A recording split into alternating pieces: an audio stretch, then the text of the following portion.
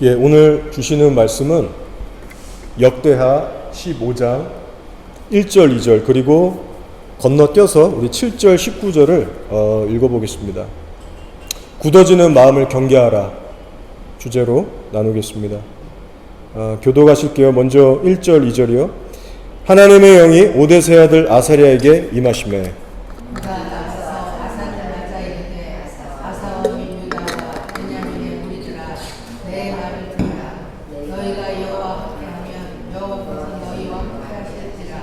너희가 만일 그를 찾으면 그가 너희와 만나게 되시려니와 너희가 만일 그를 버리면 그도 너희를 버리시리라.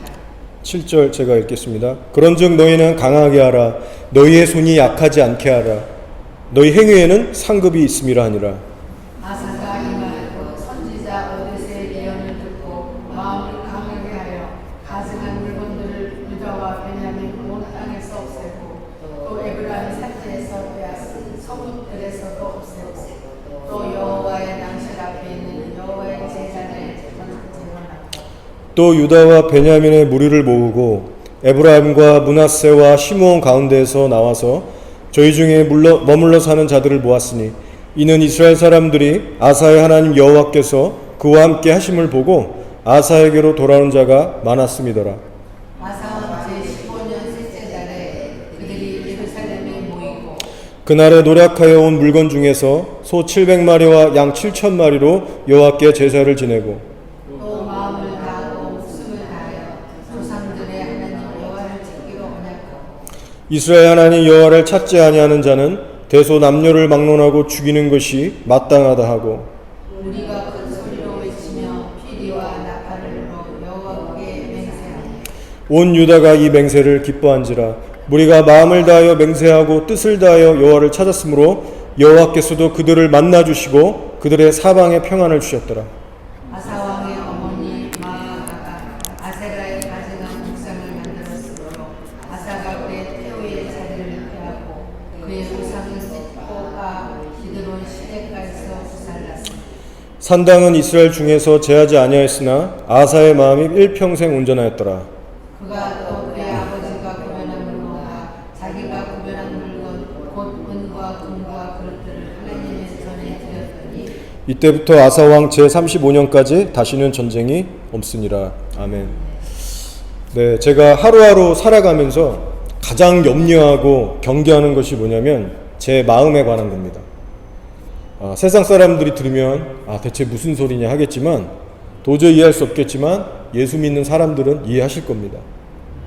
하나님을 향한 마음이 예전과 같지 않고 왠지 모르게 식어가는 것 같을 때 신앙의 경보등이 울리게 되죠. 제가 과거에는요 시도 때도 없이 기타를 꺼내서 방에 있든 어디에 있든 하나님 앞에 정말 간절하게 찬양을 많이 했었습니다. 시간 가는 줄 모르고도 했었고 교회 출근해서도 먼저 항상 찬양을 하고 그랬었어요. 근데 요즘에 와서 보니까 교회에 와서 이렇게 금요 기도회나 주일 예배 찬양 사역 요거 준비할 때 외에는 제가 좀처럼 이 기타를 꺼내지 않는 제 모습을 발견하게 됐어요. 네. 귀찮은 마음도 있었던 것 같고 혹시 내 마음이 식어가나? 물론 찬양을 제가 아예 안 하는 건 아닙니다. 입술로 다 합니다. 사랑 고백도 하고 감사 고백도 하고 기도 시간 다 갖죠. 근데 냉정하게 보니까 제가 굳이 기타를 꺼내서 정말 자리 딱 잡고 하나님 앞에 정말 간절하게 찬양하고 싶은 그 마음의 농도가 예전 같지 않다는 것을 제가 느끼게 됐어요. 참 마음이 복잡해집니다. 하나님께 죄송한 마음도 들고 정말 일종의 신앙의 위기감이라는 것도 느껴지면서 하여간 마음이 착잡해져요.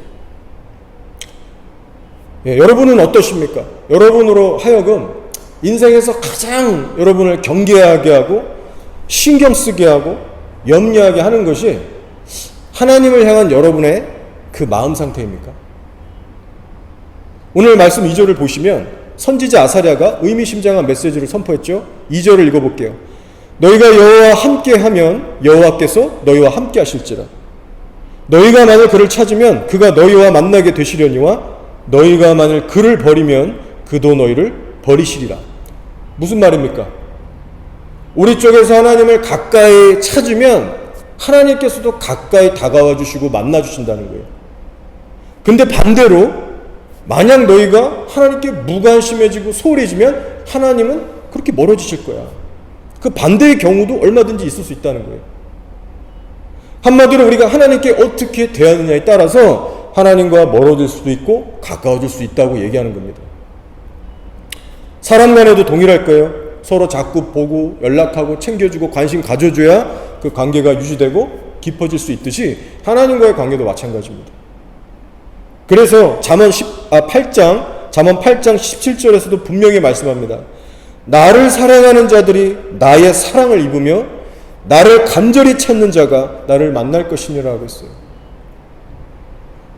여러분, 우리가 죄를 지을 때 우리 안에 내주에 계신 성령님께서 근심하고 슬퍼하십니다. 그런데 여러분, 이것도 아셔야 돼요. 무엇보다도 우리의 마음이 하나님을 향해서 식어갈 때 하나님은 힘들어하십니다. 어떤 특별한 죄를 떠나서 하나님을 향한 마음이 점점 무관심해지고 메말라지는 것, 그 가만히 내버려 둘 때 성령님은 고통스러워하세요. 어느 연인들과의 관계가 다르지 않습니다. 서로 뜨겁게 사랑하는 남녀가 있었는데 시간이 지나면서 둘 중에 한 명이 마음이 식어가고 대화가 줄어들기 시작하고 만남이 줄어들기 시작하고 관계가 소원해지면 그 대상은 마음이 정말 고통스럽겠죠. 그래서 이번 주 중에 제가 한 번은 책상에 앉아서 말씀 보고 기도하고 그렇게 나름 주님 생각하고 있었는데 찬양이 이렇게 속에서 나오게 됐어요. 부르고 싶은 찬양이. 그래서 불렀습니다. 근데 평소 같으면 제가 한동안 기타를 안 꺼냈다고 말씀드렸듯이 입으로만 그냥 찬양하고 지나가려고 했었어요. 근데 이날따라 제가 이제 결단을 하게 됩니다. 그래, 이왕 기타 치면서 하나님 앞에 제대로 이거 한번 고백하고 나아가보자. 정성스럽게 더 진실하게 예배하고 싶은 마음이 올라오는 거예요. 그래서 그것을 제가 결단을 하고 주저하지 않고 기타를 꺼내서 치면서 찬양을 하는데 어떤 마음이 들겠습니까? 하나님 죄송합니다. 이 기타가 뭐라고 참 오랜 시간 동안 제가 귀찮아하면서 꺼내질 않았네요. 알게 모르게 식어갔던 저의 마음을 회개하면서 하나님 앞에 찬양을 쭉 이것저것 하는데 놀라운 하나님의 은혜가 부어지기 시작합니다. 하나님이 이 순간을 기다리고 계셨구나. 죄송한 마음도 들고 너무나 좋기도 하고 바로 이거야라는 그런 확신도 다시 들고 의심할 여지가 없이 하나님이 지금 나를 바라보시고 함께하고 계시는구나. 이 예배를 받고 계시는구나. 말로 표현할 수 없는 은혜가 제 가슴에 스며들기 시작했습니다. 여러분, 제가 다시 몸소 한번 깨닫게 된 것은 오늘 우리가 나눈 이 성경 말씀처럼 내가 주님을 가까이 하려고 할 때, 내가 주님께 더 적극적으로 나아가려고 할 때 주님도 우리를 반기시며 가까이 와주시는, 한 걸음 우리에게 다가와 주시는 그런 하나님이라는 것을 제가 다시 한번 마음 깊이 깨닫게 됐습니다. 여러분, 목사로서 저의 솔직한 바람은 이렇습니다. 내가 주의 일을 한다고 하면서 정작 하나님과 멀어지는 그런 일은 절대 발생하지 말아야겠다. 여러분, 이런 소원이 있어요. 많은 사역자들이 공통적으로 하는 고백입니다. 주의 일을 하면서 얼마든지 주님과 멀어질 수 있다. 바쁘게 설교 준비하고 사역에 대한 이런저런 고민 염려하고 전도하고 기도하느라고 사람들 만나느라고 소위 사역을 열심히 하지만 역설적이게도 주님과의 인격적인 관계는 점점 멀어지고 마음이 식어갈 수가 있는 거예요.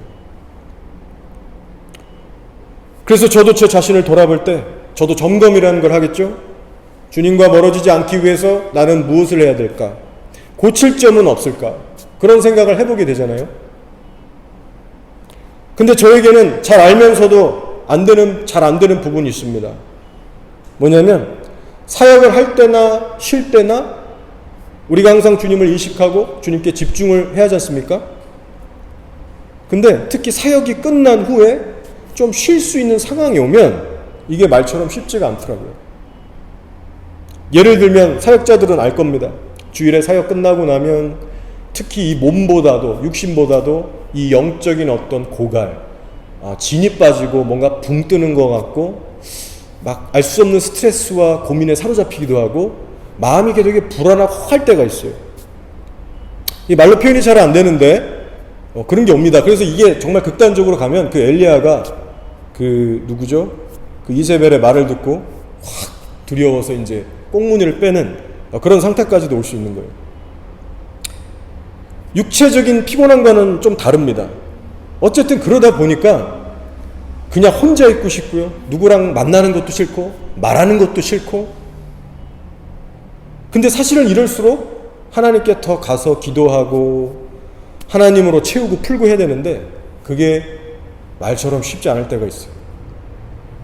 그러면 뭘 하느냐? 침대에 기대서 유튜브로 이것저것 쓸데없는 거 보면서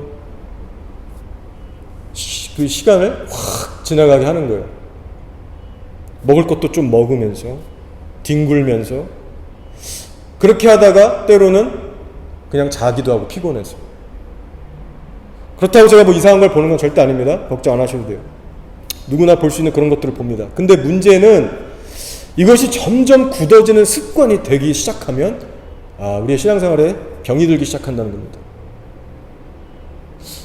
몸과 마음이 지치고 힘들 때 하나님을 찾아가서 하나님 안에서 쉬고 즐기고 누리는 그 법을 몸에 익혀야 되는데 그때마다 세상적으로 풀고 의지하게 될 때 얼마나 제 영혼에 해가 되겠습니까? 그로 인해 파생되는 어떤 분명한 부작용들이 뒤따라오겠죠. 예를 들어 이런 거죠. 일요일 저녁을 하나님 앞에서 제가 어떻게 보내느냐에 따라서 그 다음 월요일 아침 영향을 미쳐요. 전날 제가 잠에 들기 전에 하나님하고 어떤 마음 상태, 관계 속에서 잠들었느냐가 다음날 아침에 일어나서 제가 큐티 시간을 갖건 무엇을 하건 간에 영향을 미칩니다. 그리고 그날 하루, 다음날 하루 전체에 영향을 미치는 거예요. 그러니까 지금은 괜찮아 보이는 어떤 사소한 습관일지라도 이것이 쌓이고 쌓이다 보면 나중엔 치명적으로 큰 것이 돼서 우리의 삶을 완전히 망가뜨릴 수 있다는 거예요. 이런 면에서 볼 때 사람은 참 간사하고 연약한 것 같습니다. 저 스스로를 봐도 느끼고 있어요. 목사고 설교하고 아는 거 다 아지만 그래서 사역할 때는 제가 간절히 주님을 의지합니다. 아마 여러분보다 제가 훨씬 더 절박한 심령으로 월요일부터 일요일 이 시간까지 제가 하나님 앞에 기도하고 그래도 막 안 되는 거 해보겠다 붙들고 하나님만 그래도 바라보면서 살아요. 자, 근데 막상 모든 사역이 끝나고 긴장이 딱 풀어지고 사역이 딱 끝나버리면 주님을 놔버리는 경향이 있는 겁니다. 주님에 대한 집중력이 떨어지고 간절함이 확 꺼지고 어쩔 수 없구나. 정말 이게 나구나. 나의 모습이구나. 그래서 오늘의 말씀처럼 내가 하나님을 가까이 하고 찾아야 할 텐데 그래야 하나님도 나에게 가까이 오실 텐데 이 선지자의 말씀처럼 내가 하나님을 계속해서 멈추지 않고 찾아야 될 텐데 나는 어떻게 해야 될까? 나는 어떤 부분을 고쳐나가야 될까? 하나님을 향한 나의 시선과 마음이 언제 가장 흐트러지지? 내가 방심하는 때는 언제지? 이런 걸 살펴보게 되는 거죠. 그리고 말씀드렸다시피 저희 경우에는 일요일 저녁이 되더라고요. 결론적으로 저도 다시 한번 솔직하게 여러분에게 이런 것들 나누면서 마음을 다잡고 돌파해 보려고 합니다. 저를 위해서도 기도해 주시길 바라요. 네, 여러분 제 얘기를 들으시면서 좀 공감이 되는 부분이 있으십니까? 여러분은 어떠신지 모르겠어요. 어떻게 하나님을 향한 여러분의 마음을 관리하며 살고 계십니까? 자, 오늘의 말씀 본문이 참 길었죠. 근데 사실은 15장 전체를 다 읽고 싶었고 더 나아가서 다음 장 16장도 다 읽고 싶었습니다. 내용을 잘 이해하기 위해서. 근데 너무 길기 때문에 좀 줄였어요. 아무튼 오늘의 말씀을 정리해보면 이렇습니다. 유다의 아사라고 하는 비교적 선한 왕이 있었습니다. 그 역사상 선한 왕이 몇 안 되는데 그래도 그 중에 한 명에 속하는 그런 왕이었어요. 어느 날 선지자 아사랴의 말을 듣고는 굳은 결단을 하면서 신앙의 개혁과 회복을 일으키게 됩니다. 예, 말씀에 나왔듯이 각 동네마다 세워져 있던 우상들을 막 다 철폐하고 백성들 눈치 안 보고 과감하게 하나님의 뜻을 수행합니다. 무너진 영적 기강을 바로 잡았고 하나님에 대한 예배를 회복하는데 온 전심 힘을 다 쏟았어요. 게다가 이때 백성들의 마음도 아사왕과 하나가 돼서 참 감사하게도 하나님만을 전부 섬기게 됐습니다. 그래서 결국 아사왕의 훌륭한 리더십 아래 유다의 이 모든 백성들이, 이 나라가 하나님 앞에 온전히 회복되게 되죠. 자, 근데 여러분 여기서 우리가 주목해야 할 부분이 있습니다. 단순히 우리가 이 스토리 전체를 지금 요약하고 넘어갈 것이 아니고, 또 하나님이 이들에게 어떤 복을 주셨는가, 거기에도 우리가 초점을 맞추고 싶지 않고, 우리가 지금 주목해야 할 것은 어디냐, 바로 이때 당시 아사왕과 유다의 백성들의 마음이 하나님을 향해서 얼마나 진실되고 온전했는가, 이걸 보고자 하는 거예요. 하나님을 향한 그들의 마음 상태가 얼마나 진실하게 서 있었는가, 이 부분이 바로 저 여러분이 동일하게 회복해 나가야 될 부분입니다. 자, 12절 13절에 나와 있는데 제가 읽어볼게요. 또 마음을 다하고 목숨을 다하여 조상들의 하나님 여호와를 찾기로 언약하고, 이스라엘 하나님 여호와를 찾지 아니하는 자는 대소남녀를 막론하고 죽이는 것이 마땅하다 하고. 저는 이 13절을 묵상하면서 대단하다, 이들을 다시 보게 됐어요. 뭐라고 합니까? 이스라엘 하나님 여호와를 찾지 아니하는 자는 대소남녀를 막론하고 죽이는 것이 마땅하도다. 여러분, 살벌한 말이죠. 언뜻 들으면 정말 너무 무식하게 들릴 수 있고, 정말 좀 너무 잔인하게 들릴 수 있습니다. 근데 하나님을 향한 이들의 마음이 얼마나 진지하고 엄숙했으면, 우상을 섬기는 자, 불순종, 거역하는 자 살려두지 말자, 즉각 처형하고 없애버리자. 얼마나 그 중심이 하나님 앞에 똑바로 서 있는지, 얼마나 하나님 앞에 비장하고 얼마나 지금 진실한 모습입니까? 이스라엘 역사상 뒤를 돌아보면 이렇게까지 하나님을 위해서 결단하고 선포한 적이 몇 번이나 있어요? 손에 꼽혀요. 별로 없어요. 그래서 14절 15절은 이렇게 증거하고 있죠. 무리가 큰 소리로 외치며 피리와 나팔을 불어 여호와께 맹세하며 온 유다가 이 맹세를 기뻐한지라. 무리가 마음을 다하여 맹세하고 뜻을 다하여 여호와를 찾았으므로 여호와께서도 뭐라고 합니까? 그들을 만나주시고 그들의 사방에 평안을 주셨다. 온 유다가 이 맹세에 기뻐했대요. 자원하는 마음으로 기뻐했어요. 억지로 등 떠밀려서 푸시해서 하나님 앞에 나온 게 아니라 기뻐하는 자원하는 마음으로 섬겼다는 거예요. 그러니 하나님께서 얼마나 기뻐하셨는지, 하나님께서 선지자 아사랴를 통해 말씀하셨던 것처럼 너희가 나한테 가까이 오니 나도 너희한테 가까이 가겠다. 하나님께서 가까이 와주셨어요. 성경에 이르기를 무리가 마음을 다하여 맹세하고 뜻을 다하여 여호와를 찾았으므로 여호와께서도 그들을 만나주셨고 그들의 사방에 평안을 주셨다. 놀라운 축복이 임하는 거예요. 제일 중요한 거는 하나님이 우리에게 다가오셨다는 것이고, 하나님과 인격적인 관계가 가장 그 큰 축복이 회복됐다는 것이고, 보너스로 여러분 놀랍게도 이때부터 이스라엘은 약 20년이라고 하는 세월 동안 전쟁 하나 겪지 않는 평안한 시대를 이제 맞이하게 됩니다. 이것도 엄청난 선물인 거죠. 자, 그리고 계속해서 아사왕의 마음이 얼마나 신실했는가, 성경은 좀 더 구체적으로 기록을 남깁니다. 자, 16절부터 그 내용이 나오는데 보시면 아사왕의 어머니가 등장하고 있습니다. 근데 안타깝게도 신앙심이 좋지가 않아요. 아들은 지금 생명을 다해서 하나님을 섬겨보려고 그렇게 생명을 다하고 있는데, 엄마라는 자는 아세라 우상 조각을 만든 거예요. 참 어이가 없는 상황이 벌어진 겁니다. 자, 근데 아사왕은 어떻게 했느냐? 부모라고 해서 봐주지 않았습니다.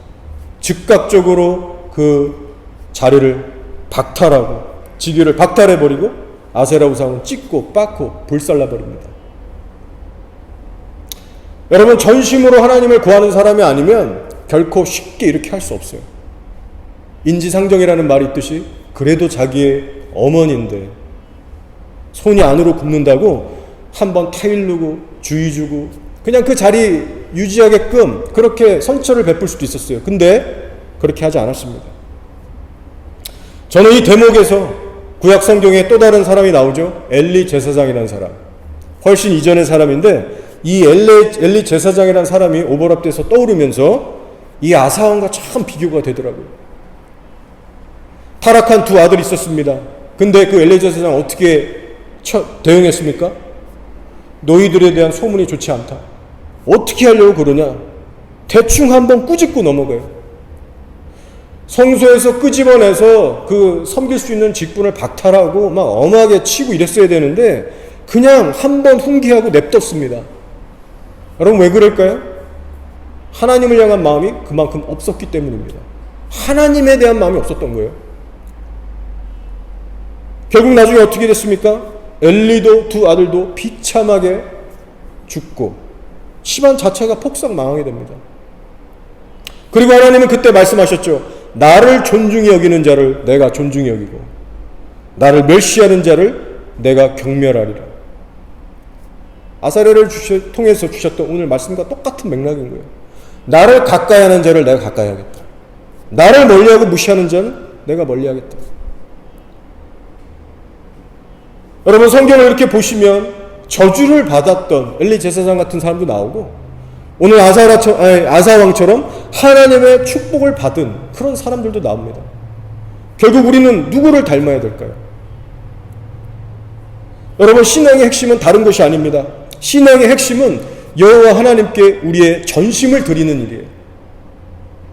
그리고 그 전심이 회복되면 성경에 그렇게 강조하고 있는 순종의 삶, 거룩의 삶은 자연스럽게 뒤따라오게 됩니다. 중요한 건 20%, 50%, 80%의 마음만 하나님께 드려서는 안 된다는 거예요. 전심을 드리는 신앙이 아니면 반드시 세상과 가까워질 수밖에 없고 하나님과 멀어지게 돼 있습니다. 그 빈틈이 몇 프로가 됐든 그 빈틈을 우리가 하나님으로 채우지 않는 이상 무너지고 확장되는 건 시간 문제라는 거예요. 오늘날 입술로는 주여 주여 하고 우리가 교회도 안 빠지고 잘 다닐 수 있지만 삶의 내용을 보면 하나님과 너무나도 먼 사람들이 많습니다. 죽어도 안 변하는 사람들이 너무 태반이에요. 왜 그럴까요? 전심이 아니기 때문입니다. 간단해요. 하나님에 대한 간절함이 없어요. 하나님에 대해서 100% 자기의 모든 것을 걸어본 적도 없고 그럴 마음도 없어요. 앞으로도. 적당한 게 좋은 거예요. 묻어서 신앙생활하고 교회 그냥 이렇게 대충 속해서 지나가길 원하고 하나님의 말씀에 모든 걸 걸지 않아요. 오늘이라는 시간에 내가 말씀대로 살지 못하는 것에 대해서 가슴 치고 하나님 앞에 울지 않습니다. 그것이 간절한 기도 제목이 되지 않아요. 죄 지으면서 불순종하며 사는 삶에 대해서 심각한 위기감이라는 것이 없습니다. 어떤 겁니까? 하나님 앞에 바로 서서 사는 일이 삶의 최고 우선순위가 아닌 거예요. 이런 상태는 어떤 상태입니까, 여러분? 하나님과 자신의 관계에 대해서 근거 없는 여유를 부리고 있는 것이고 근거 없는 자신감이 있는 것이고 영적으로 보면 한없이 게을르고 한없이 미적지근하고 무지하고 병든 상태에 있는 것입니다. 이런 사람들은 뻔해요. 하나님으로부터 멀어질 수밖에 없습니다. 아니 이미 멀어졌어요. 너무나도 슬픈 교회 안의 현실입니다. 많은 성도들의 삶에서 하나님의 자리가 1순위에서 밀려난 지 오래됐어요.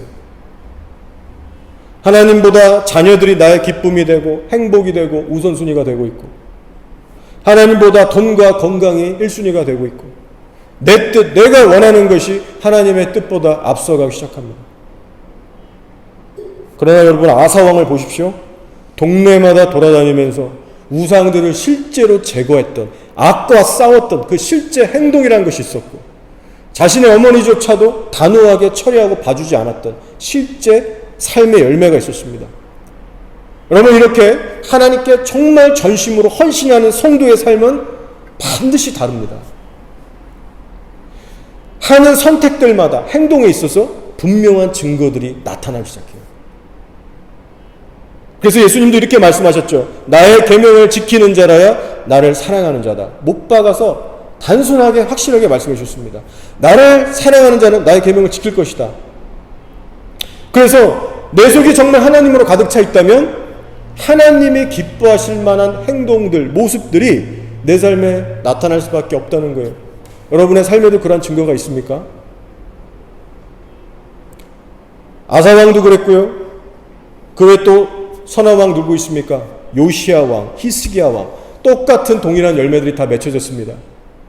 율법에 대한 순종이 실제적으로 회복됐고 하나님에 대한 예배가 회복됐고 제단이 회복됐고 삶의 전과 후가 분명하게 극명하게 차이가 났어요.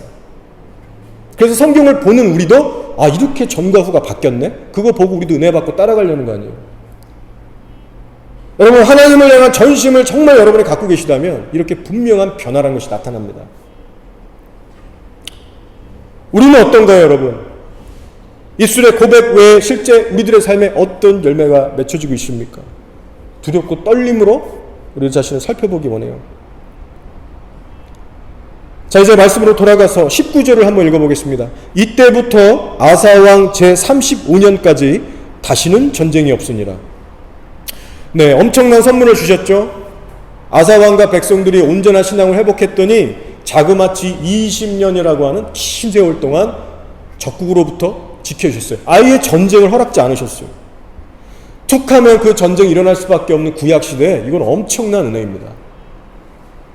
자, 그런데 여러분, 우리가 만약 여기까지만 스토리를 보면 참 은혜가 되고 참 우리에게 어떤 마음이 훈훈하게 해지고 그래 이거야 우리가 이렇게 하는데, 여러분, 시간이 지나면서 문제가 터지기 시작합니다.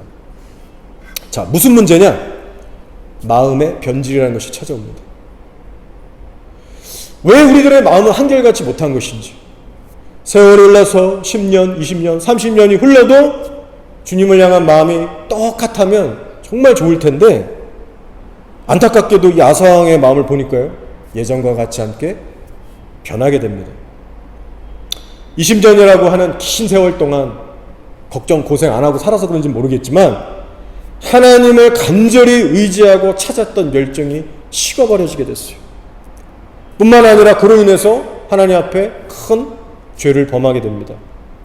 자, 시간 관계상 우리가 16장을 읽지 않았지만 16장에 그 내용이 나와요. 반전의 스토리가 기록되어 있는데 간략하게 설명드리면 이런 겁니다.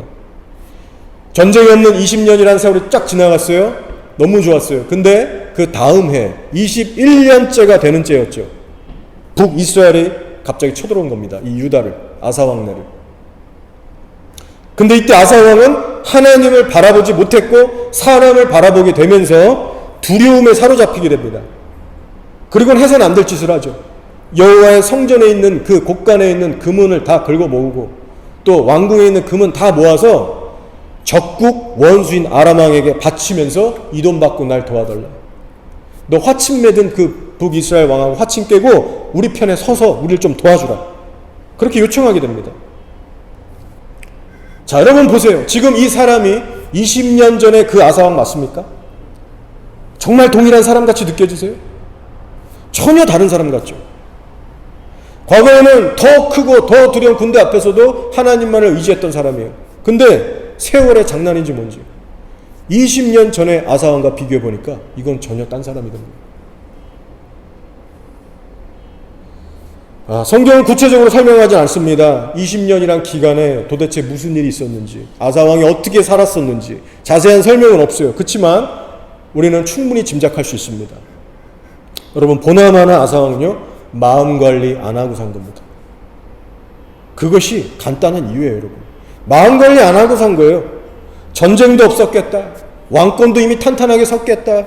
하나님도 은혜를 막 부어주시겠다. 모든 걸 누릴 수 있는 그런 좋은 환경에 살다 보니까 시간이 흐를수록 여러분, 육체는 편했을지 모르지만 마음이 고장나기 시작한 겁니다. 마음이. 예전만큼의 하나님을 향한 간절함, 헌신된 마음, 집중력 유지하지 못한 겁니다. 예배도 대충대충 드렸을 것이고 기도 생활도 미적지근하게 했을 것이고 뭐 간절함이라는 것을 찾을 수가 없는 거예요. 모든 것이 형식화됐어요. 이스라엘의 예배 자체가. 근데 여러분, 무서운 것은요, 이것이 단순히 아사왕의 이야기만이 아니라 이 얘기를 듣고 있는 저 여러분의 그 이야기가 될 수 있다는 거예요. 여러분 생각해 보세요. 한때 수많은 기적을 받고 골리앗 같은 원수들을 물리쳤던 사람들이에요. 하나님께 누구보다도, 저 여러분보다도 생명을 걸고 모든 것을 걸고 하나님을 따랐던 사람들, 그리고 주의 함께 하심을 경험했던 사람들이에요. 근데 그 모든 사람들이 마음이라는 걸 지키지 못해서 크게 한 번씩 다 무너졌다는 거예요. 다윗도 무너졌고요, 솔로몬도 무너졌고요, 아사왕도 무너졌어요. 마음 지키지 못해서 돌이킬 수 없는 죄를 저지르고 맙니다. 여러분, 우리가 이것을 잊지 않아야 돼요. 사람은 배부르고 등 따시게 되면 정말 본인이 깨어서 철저하게 마음 관리하며 살지 않는 이상 하나님에 대한 전심을 유지하는 일이 말처럼 쉽지가 않습니다. 정말 배부르고 등 따시면요, 성령 충만한 교회에 다녀도 그렇게 큰 유익이 없을 정도로 여러분 쉬운 일이 아니에요. 이런 뉴질랜드 같은 쾌적하고 환경 좋은 곳에서 그래도 살아가는 우리들에게 해당되는 말입니다. 우리 결코 방심해서는 안 돼요. 솔직히 다윗을 보시고 솔로몬 아사왕을 보세요. 우리는 이들보다 못한 자들이에요. 이들만큼 하나님을 그렇게 생명 다해서 사랑하고 사람 안 보고 정말 하나님을 감격하게 만들었던 여러분 그런 사람들입니다. 그러면 우리는 이들보다 훨씬 더 쉽게 망가질 수 있는 연약한 존재들이라는 거예요. 이런 차원에서 볼 때 이런 생각도 저는 한번 해보게 됐어요. 우리 삶에 이해할 수 없는 고난이 계속해서 주어지고 풀 수 없는 문제들이 여기저기서 계속 일어나고 기도해도 하나님은 클리어한 답을 안 주시고 해결도 안 해주시고 이런 여러분 연속되는 시련이 끊이지 않는 것이 오히려 우리의 영혼에는 득이 되는 게 많을 수 있겠다. 무슨 말인지 다 아실 겁니다. 많은 경우에 이해할 수 없는 고난과 시련을 통해서 우리의 영혼은 깨어나기 시작하고 하나님을 더 찾기 시작하고 하나님께 묻기 시작하고 하나님의 말씀으로 자신을 꼼꼼히 되돌아보게 됩니다. 그러면서 우리가 살아나게 되는 거예요. 그 고난이 선한 도구가 되는 경우가 압도적으로 많습니다. 이번 주에 제가 벨라네 우리 유전도사님의 딸 벨라 명주를 신방을 가게 됐고 귀한 시간을 보내고 왔습니다. 다 나눌 수는 없지만 벨라의 몸 상태도 마음 상태도 하나님을 의지할 수밖에 없는 그런 상황이에요. 예전보다 더 힘들 수 있는 그런 상황입니다. 자세한 건 나중에 또 나누겠지만 제가 봐도 그렇고 벨라도 그렇게 저한테 얘기했고 이해할 수 없는 고난이 계속 찾아오는 거예요. 몸이 심각하게 아프잖아요. 저랑 얘기하고 있는데도 제 얼굴이 두 개로 보여요. 그런데도 음식 만들어주고 뭐 할 거 다 하고 분주하게 있게 애들 둘이 키우면서 시댁 그렇게 살고 있더라고요. 얼마나 힘이 들까? 이해할 수 없는 고난이 계속 온다는 거예요. 하나님은 왜 엄마를 저렇게 오랜 기간 고통하게 하셔서 고통받게 하셔서 이렇게 힘들게 살다가 가게 하셔야만 했나? 이런 질문부터 해서 나는 근데 지금 또 왜 이렇게 아픈가? 맨날 병원 찾아가고 병명도 제대로 모르겠고 목사님 하나님이 혹시 날 이 병으로 치시는 거 아닌가요? 이렇게까지 저한테 질문을 하더라고요. 그래서 내가 당연히 아니다. 아닐 것이다. 이런저런 위로를 해주면서 기도도 해주고 그렇게 말씀을 전하는데 눈물을 뚝뚝 흘리더라고요. 기도해 주니까. 근데 여러분 감사한 게 뭐냐면요. 이런 어려운 상황들을 통해서 벨라가 세상적으로 막 빗나가고 이런 게 아니라 신기한 거죠. 하나님의 어떤 그 울타리 소나기 속에서 벨라가 하나님을 더 찾고 의지하고 그렇게 알아가려고 하는 것이 참 감사했습니다. 벨라랑 얘기하고 있고 스테이는 위에서 자택근무를 하다가 이제 시간이 돼서 내려와서 저랑 이제 또 얘기를 하게 됐어요.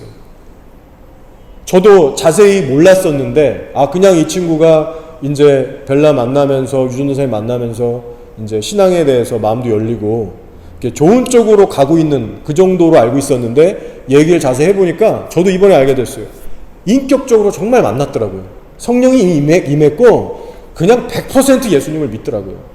그래서 제가 물어봤어요. 언제 그 일이 일어났냐? 좀 얘기 좀 해봐라. 그러니까 하는 말이 물론 유전도사님 살아계셨을 때 참 많은 감동을 받았다. 예수님에 대해서 계속 말씀도 들었고 집에서 한국에 가서도 여러 가지 환경과 그 신앙생활하는 모습을 보면서 좋았었다. 근데 특별히 자기가 뉴질랜드에 돌아와서 현재 나가고 있는 그 교회에서 한 번은 뭐 집회를 했는지 왕가라이 쪽에 있는 어떤 키위 목사님을 이렇게 모셔와서 한 번 게스트로 이제 설교를 하셨었는데 그 목사님의 그레햄이라고 하는 목사님이었던 것 같아요. 그 목사님의 설교가 너무 큰 임팩트가 있었대요. 그래서 막 자기 죄가 깨달아지고 완전 자기 말로 자기 브로큰 됐다고. 너무 크게 그때 그게 와서 자기가 그때 정말 그게 완전히 100% 믿어지고 그렇게 변한 삶을 그때부터 살아간 것 같다라고 얘기하더라고요. 완전히 변했습니다. 이 친구 얘기하는 거 봐도 그렇고, 여러분 얘기하는 게, 벨라도 증언하는 게, 일할 때 성경책을 피고 본대요. 피고. 그 보면서 일을 한다는 거예요. 이런 성도들 없잖아요, 교회 안에. 저한테도 한 얘기가, 친구들하고, 세상 친구들하고 지금 다 멀어지고 있다. 굳이 뭐 나 예수 막 전한 건 아니지만 가치관이 변하니까 뭐 바쁘기도 하지만 연락도 뜸해지고 그냥 마음에서 멀어지는 거예요. 그리고 한 친구한테는 자기가 나 이제 예수 팔로우하는 사람이라고 얘기하고 그렇게 하려고 한다고 또 얘기하더라고요. 제가 스탠에게 이렇게 얘기했어요. 너랑 벨라 모두 어려운 시간을, 그 시간대를 지금 지나왔고 지금도 여전히 쉽지 않지만 너희들의 삶에 분명히 역사하고 계시는 은혜의 손길을 내가 본다. 하나님의 손길을 볼 수 있다. 그렇게 여러분 얘기를 하는데요. 스탠의 눈이 뻘개지는 거예요. 그래서 저는 처음에 뭐 먼지가 들어가서 이런가 했어요. 근데 시간이 좀 지나니까 진짜 막 눈물을 주룩주룩 흘리더라고요. 눈물이었어요. 알게 모르게 지난 세월 마음고생이 심했는지 또 하나님의 은혜도 느껴져서 그랬겠죠. 제 앞에서 눈물을 쏟더라고요. 이런저런 좋은 얘기를 해주는데 그 십자가의 도를 이해하고 있더라고요. 자기를 내려놓고 자기를 부인하는 그 신앙, 좁은 길, 그거를 걔가 이해하고 있더라고요. 헤어지고 돌아오는데 이런 생각이 들었어요. 그래도 이 벨란의 가정은 이 시대에 정말 복받은 소수들 중에 한 명이다. 그 한 가정이다. 표면적으로는 어려운 일들이 끊이지 않지만 그만큼 하나님의 은혜와 살아계심을 제가 목격할 수 있는 그런 희귀한 가정인 거예요. 또 이들도 그 은혜에 반응하면서 살아가려 하는 모습을 보이는 참 귀한 가정이구나. 그래서 안심이 되더라고요. 여러분도 이 벨라의 가정을 위해서 계속 기도해 주시면 감사하겠습니다. 자, 아사 왕의 이야기로 돌아가 보죠. 20년이라는 긴 세월 동안 전쟁 하나 없이 어떤 고난과 어려움이 없이 평화의 시간대가 허락됐습니다. 그런데 여러분 역설적이게도 아사왕의 신앙은 침체기로 들어갔다는 거예요. 더 어두워졌다는 거예요. 더 다운이 됐다는 거예요. 왜 그렇습니까? 그 은혜의 기간에 마음을 지키는 일을 실패했기 때문에. 하나님보다 사람을 더 의지하게끔 그 수준까지 떨어졌고 하나님의 전에 있는 것들을 다 그분을 긁어모아서 원수에게 갖다 바칠 정도로 마음 관리를 안 하고 산 겁니다. 하나님은 이에 대해서 매우 진노하셨죠. 선지자를 보내서 징계를 선포하십니다. 너가 나를 의지하지 않고 아람 왕을 의지했기 때문에 이제 이 땅에는 전쟁이 일어날 것이다. 전쟁을 선포하십니다. 평화의 기간을 걷어가세요. 근데 모르죠. 이것이 하나님의 또 다른 징계이자 축복으로 가는 통로가 될 수 있겠죠. 청천벽력 같은 징계가 선포됐습니다. 근데 이 말을 들은 아사가 회개하는 모습을 보여주지 않았습니다. 안타깝게. 불가같이 화를 내면서 아무런 죄도 없는 그 메신저 선지자를 잡아서 옥에 쳐넣어요. 그러면서 성경은 이런 설명을 함께 짧게 덧붙이고 있습니다. 뭐라고 하냐면 그때에 아사가 또 백성 중에서 몇 사람을 학대하였더라라는 말을 남기고 있어요. 여기서 학대했다는 말은 정당한 이유 없이 합법적이지 않게 부당하게 괴롭혔다는 뜻이에요. 하나님 앞에 옳은 처사가 아닌 겁니다. 자, 근데 여러분 이런 아사의 돌변하는 모습은요 어쩌면 당연한 결과인 거예요. 하나님을 향한 우리의 마음이 식어지고 메마르게 되면 어떻게 됩니까? 그만큼 우리는 육신의 본성에 이끌려서 육신의 본성대로 사고하고 행동할 수밖에 없어요. 성경 말씀이 더 이상 나를 깊게 터치하지 못합니다. 내가 전심을 잃어버리게 되면. 듣기는 들을지라도 순종의 삶은 계속해서 불가능하고 어려워지기 시작해요. 충돌하고 부대끼고 화가 나게 돼요. 자기 고집 부리게 됩니다. 영적인 불변력도 무뎌지게 됩니다. 하나님의 기준이 아니라 내 기준으로 살아가게 됩니다. 그러면 어떻게 됩니까? 내 주변 사람들 다 힘들게 하는 거예요. 내 안에 쓴뿌리가 생기면서 주변 사람들에게 해코지하기 시작하고 다 같이 더러워지기 시작합니다. 마치 아사왕이 이웃들에게 함부로 대했듯이 쓴뿌리가 가정에 미치고 교회에 미치고 내 이웃 온 사회에 미쳐나가기 시작하는 거예요. 다 같이 괴로워지는 거예요. 여러분 기억하셔야 돼요. 아사왕의 마음이 변한 것, 그리고 그 변한 마음 때문에 잘못된 그 결정한 것 때문에 온 나라에 끔찍한 전쟁을 불러들이게 됩니다. 자, 이제 말씀을 정리하며 마칠게요. 여러분, 아사왕이 말년에 보여주었던 그 안타까웠던 그 행보에 대해서는 참 우리 안에 큰 아쉬움이 남습니다. 그렇지만 성경은 그래도 그가 선한 왕이었다라고 평가를 해주고 있습니다. 다행히. 하나님 앞에 그래도 회개하면서 돌아보는 그런 게 있었나 봐요. 자, 그렇지만 여러분, 성경의 교훈을 놓치지 마시기 바랍니다. 아사왕의 시작과 끝이 어떻게 달라졌는지를 우리가 주목해 볼 때 우리는 결코 가볍게 지나칠 수 없는 너무나도 중요하고 진중한 교훈을 얻게 됩니다. 그것이 뭐냐면 하나님을 향한 간절한 마음을 결코 잃어버리지 말라는 거예요. 아무리 세월이 지나고 강산이 변하고 환경이 어떻게 되고 모든 것이 변한다 해도, 아무리 평안한 시절을 보내고 있다고 해도 우리가 생명을 다해 지켜야 할 것은 다른 것이 아니라 하나님을 향한 우리의 마음이다. 마음. 여러분 기억하셔야 됩니다. 성경이 말하는 진리는 이거예요. 우리의 사지가 아무리 멀쩡하고 건강하고 좋은 환경에서 아무 걱정 없이 돈 걱정 없이 산다 해도 정작 하나님을 향한 우리 마음의 이상이 오면 우리는 정상이 아닌 겁니다. 정상적인 삶을 못 살고 있는 거예요. 이 기준을 우리가 가져야 됩니다. 교우 여러분, 여러분의 현재 삶도 이런 각도로 점검해 보시기 바라요. 우리는 정상적인 삶을 주님 앞에서 살고 있습니까? 혹시 마음의 환자들은 아니에요? 사람이란 존재는 자신의 속에 가득 차 있는 것을 입으로 내뱉는 존재입니다. 그리고 내 마음에 차 있는 것에 따라서 행동하고 계획하고 움직이는 존재들이에요.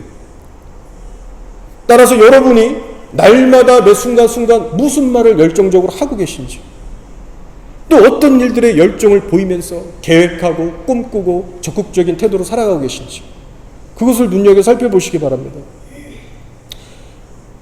한때 아사왕이 그랬던 것처럼, 이 유다 백성들이 그랬던 것처럼 여러분의 마음속에 정말 하나님이 가득 차 있다면 여러분의 삶에 그분의 흔적이 묻어날 수밖에 없을 거예요. 그러나 만약 하나님에 대한 증거들이, 열매들이 전혀 내 삶에 없다면 반대로 어떤 증거가 되겠습니까? 지금 하나님을 향한 여러분의 마음은 결코 진심이 아니라는 거예요. 삶은 거짓말을 하지 않습니다. 아니, 못해요. 사랑하는 교회 여러분, 예수님의 거룩한 신부가 되길 소망하십니까? 그렇다면 무엇보다도 마음을 사수하시고 끝까지 지켜내시기 바랍니다. 마음 관리에 실패하는 사람, 소홀히 하는 어리석은 자가 되지 마시기를 바랍니다. 자, 마음의 변질이라는 것은요, 기억하세요. 한순간에 하루아침에 찾아오지 않습니다. 그러나 영적으로 방심하며 게으르게 산다면 죄를 알고도 방치하면서 냅두는 사람에게는 반드시 때가 되면 변질은 찾아옵니다. 그리고 그 사람을 무너뜨릴 거예요.